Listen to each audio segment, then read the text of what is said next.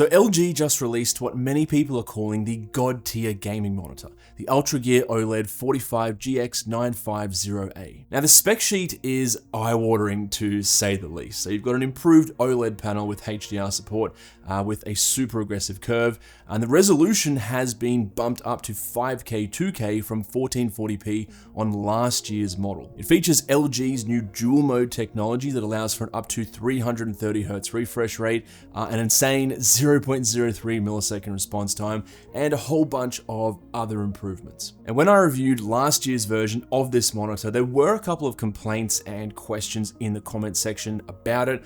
So now that I've spent some time with this new version, here are some things that I think you should know before you buy it. Now, full disclosure, this video is sponsored by LG. They just reached out to me and asked me to make it prior to my full review, just to answer some of those frequently asked questions. So because this is sponsored, this is not a review. Think of it more like a Q&A session before you drop a heap of money on a monitor. So let's start with actually fitting this beast of a monitor on your desk. Is it actually going to fit? The answer is yes, but you'll likely have to make some modifications to your setup. So I'll use mine as an example. Firstly, if you have speakers, depending on the size, they may not fit. I've had to move my gaming rig to the front of the desk, which isn't ideal, and even then the monitor kind of blocks the speakers a bit. For reference, I have the Ascent standing desk from a company called OmniDesk, and my desktop size is the XL at 183 centimeters by 76 centimeters, which is pretty big. Now, the biggest thing I found is that the 800R screen curve makes the far ends of the monitor stick out a lot and actually encroach into the desk. So if you have a really shallow desk, you might be limited by how far you can push the monitor back with that included stand. On my desk, it's as far back as it can go, and it still sticks out almost halfway into the desk. Now, the solution to this is just mount the monitor to a monitor arm using the VESA mount on the back.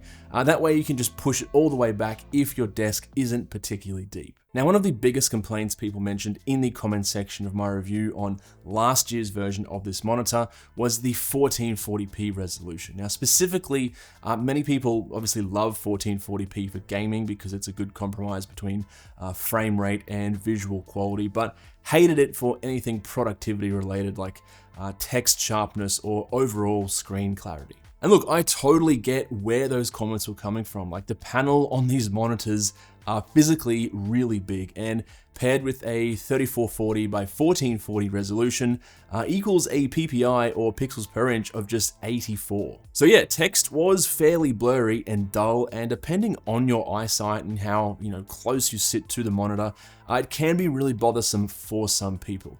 Now, the vertical height of the panel is significantly more than a standard 16:9 aspect ratio 27-inch panel.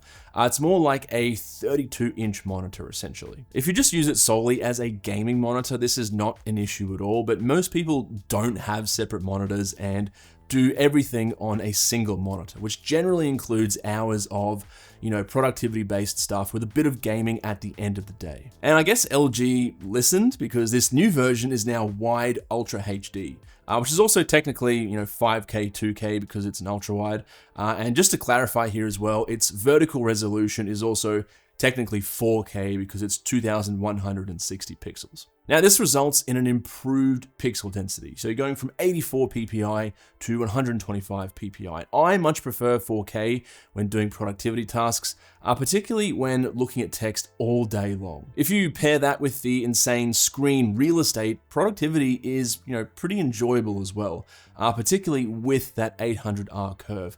I noticed I was moving my head less, and text at the very far edges of the screen was much easier to read than on previous, less curved ultra-wide monitors that I've used. The only real drawback of 4K versus 1440p is you need a pretty beefy GPU to push all those extra pixels in every single frame when gaming, which kind of brings me to my next point, which is what kind of gaming rig should you have to get the most out of the monitor? And this is a question I've had to spend time researching for myself, because my current system, which was top of the line when I built it in 2022, is now 3 years old and is kind of, unfortunately, starting to show its age. I do struggle to get close to 100 FPS at 4K in games like Helldivers 2, for example, and in a lot of other games, I have to crank the graphics settings down to medium or low or downscale in game. And I just feel like I'm wasting a lot of the potential of this monitor by not getting close to that 4K 165 hertz image output. It's kind of like having a Ferrari, which is the monitor in this example, and never really being able to floor it or drive it hard. The reality is, with this monitor, you really need a 4090 or one of the newer 5000 series cards like the 5080 or the 5090 to really take advantage of the GX9. And that's kind of where the problem is, right? Like the price of the new GPUs. For me in Australia, 5080s are between 2,500 to 3,000 Australian dollars or around 1,700 US dollars. A 5090 is close to 7,000 Australian dollars or about 4,500 US dollars. That being said though, if you are willing to drop a few $1,000 on a gaming monitor, the odds are you probably already have a really beefy GPU, so it probably doesn't really matter. Quick side note here as well, the GX9 now has DisplayPort 2.1 and HDMI 2.1, so you can connect your GPU a few different ways. Now for me personally, I've decided I'm probably going to buy a 5080, and I will do that prior to making my full review of this monitor, but I just thought I'd touch on this subject, because even if you don't have the most powerful GPU out there, it's by no means a deal breaker, right? Like that screen real estate with 5K, 2K resolution is still awesome for productivity. And as I mentioned, games are still more than playable. We just have to make some compromises. On my 3090, I can play all my favorite single player games at 4K and easily get 60 FPS, which is honestly all I need in those games. Now don't forget that there is another option here. So the GX9 also has LG's new dual mode technology, which essentially allows you to switch between two different resolution and refresh rate pairings. There's obviously the 5K 2K at 165 Hz mode, or you can switch to 1080p and 330 Hz. Now you can switch between these modes a few different ways, either using LG's switch software from the Monitor OSD, which is what I personally use, or setting it to a hotkey. But essentially, once you switch, the monitor image refreshes and your computer recognizes the new resolution and refresh rate, basically as if it was a completely different monitor. Now the 5K 2K 165 Hz mode is going to be preferable for anything productivity related,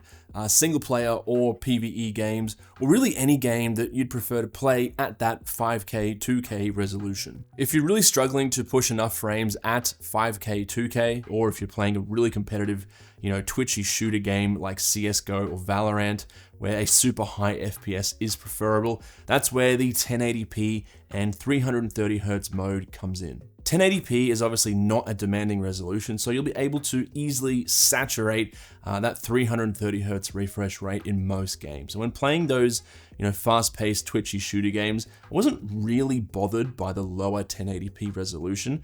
I guess I just appreciated the much higher frame rates. I also found that the 0.03 millisecond response time is the same regardless of which dual mode setting you use, either the 4K or the 1080p. Also, if you don't want to play certain games in the 21:9 aspect ratio, you can choose a 16:9 option at varying sizes, including 27-inch, which is probably the most ideal size for competitive games. Also, here are the 8 selectable dual mode options that you can choose from. I've also noticed some people asking about the curviness of the monitor and if it's too much or what benefits it gives you. Now 800R may be an aggressive curve to some, that also means that at a viewing distance of 800 millimeters, which is about how far most people sit from the monitor, the far edges of the screen are about the same distance from your eyes as the very center. So everything is less distorted, easier to see, and you don't really need to move your head as much to check out the minimap right down in the corner, for example. The screen almost feels like it's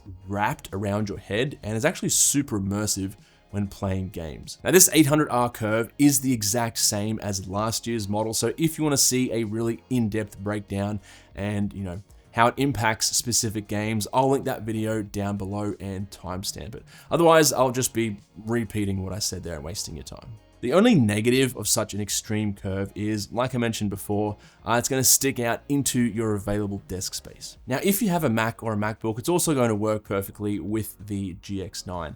There's a USB-C port on the monitor that will provide an image and also 90 watts of power delivery with a single cable.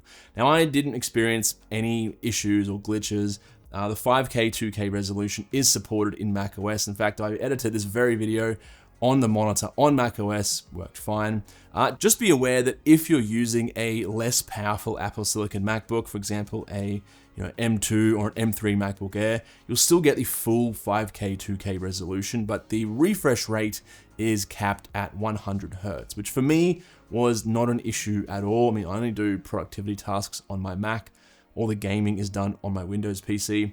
Of course, if your Mac has the newer and more powerful M3 Pro or M4 Pro chips, including the Max chips, you'll get the full 165 Hz. The final question you probably have is, should you buy this 2025 version or last year's version, the 45GS96QB-B? Now, there are obviously a lot of minor improvements on the 2025 version. I won't waste your time by reading out specifications from the LG website, but in my opinion, it really boils down to that 5K 2K resolution versus 1440p.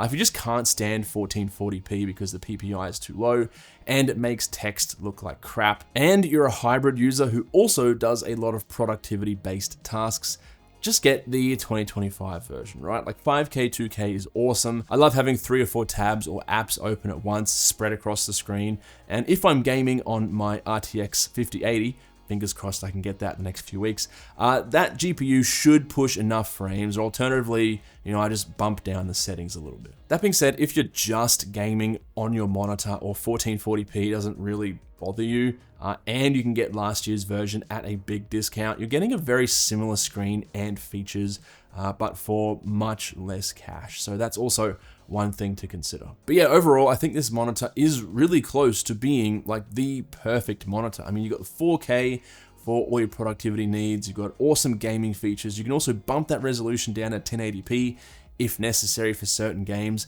So yeah, it's only been about 2 weeks of me owning this monitor. Give me a few more weeks and I'll put together my long-term review and see how it stacks up.